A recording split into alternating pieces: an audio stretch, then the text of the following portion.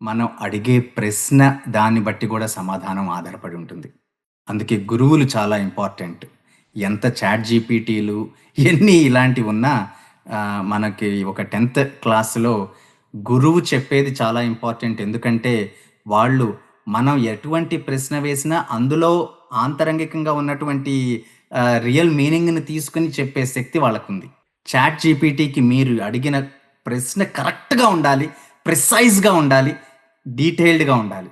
దాన్ని బట్టే సమాధానం వస్తుంది.